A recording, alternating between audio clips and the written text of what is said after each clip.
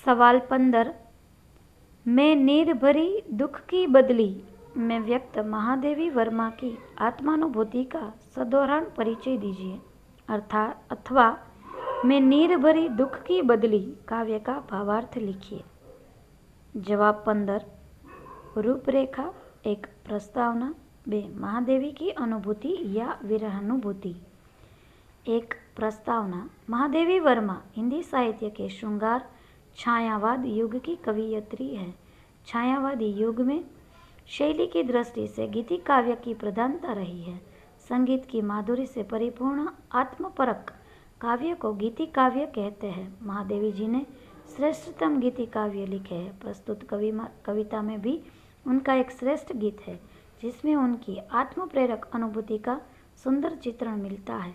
एकांत, पीड़ा, चिरवियोग, दुख आदि इनके प्रधान तत्व है। महादेवी के प्रायः सभी श्रेष्ठ गीतों में उनकी प्रस्तुति मिलती है। मैं नीर भरी दुख की बदली में उनकी ऐसी ही मधुर पीड़ा की अभिव्यक्ति की कहानी है। 2 महादेवी की अनुभूति या विरहानुभूति। महादेवी जी ने स्वयं अपनी आत्मकथा यहाँ पर प्रस्तुत कर दी है। अपनी अनुभूति की अभिव्यक्ति के लिए उन्होंने प्रकृति की विभिन्न चेष्टाओं का मनुष्य के कोमल हृदय पर आरोप किया है। इस कविता में रहस्यवाद का प्रतिनिधित्व करती हुई सृष्टि के प्राकृतिक चेष्टाओं के माध्यम से मनुष्य के सुख दुख की अभिव्यक्ति की गई है।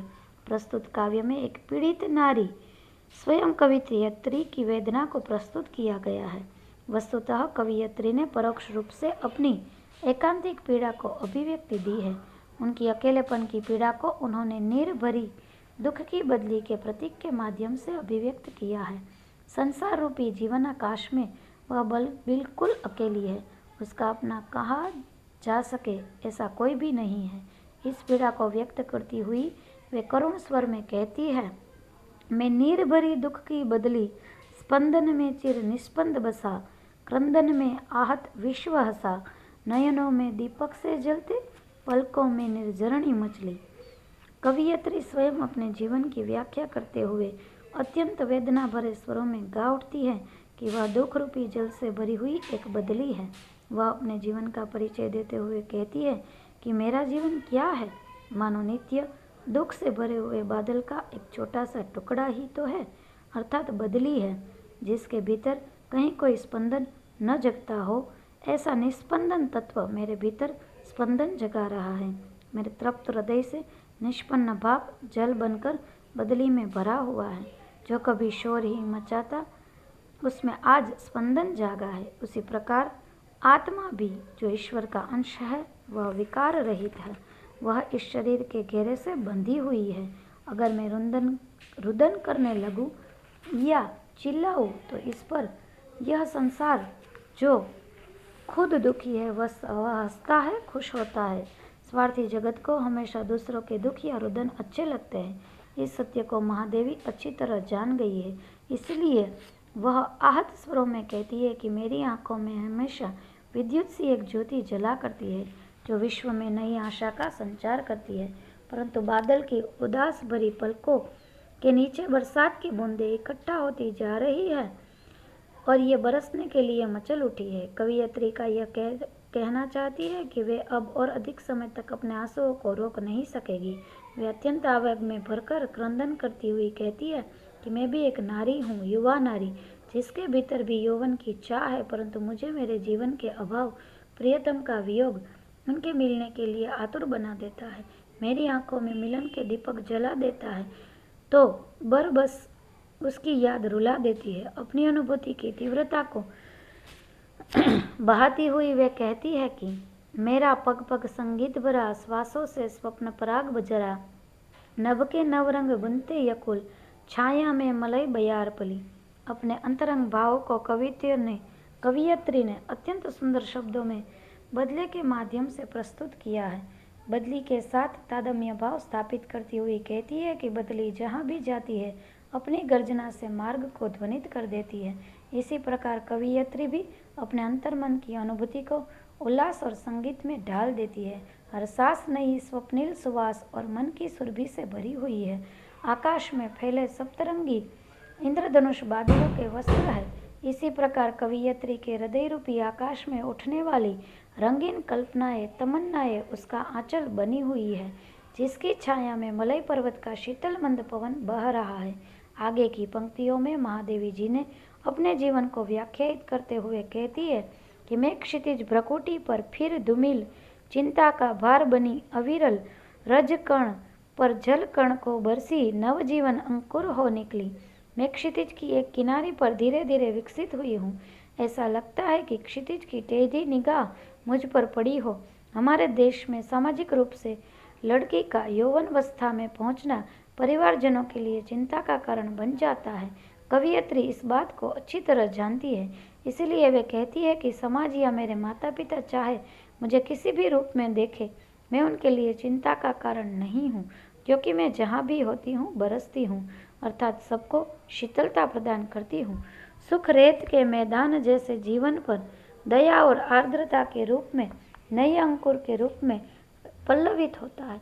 किसी के घर की बेटी जो माता पिता की चिंता का कारण होती है, वह दूसरों के घर की बेटी जो माता पिता की चिंता का कारण होती है, वह दूसरे के घर में बहू बनकर जाने के बाद उस घर को भी खुशहाल बना देती है।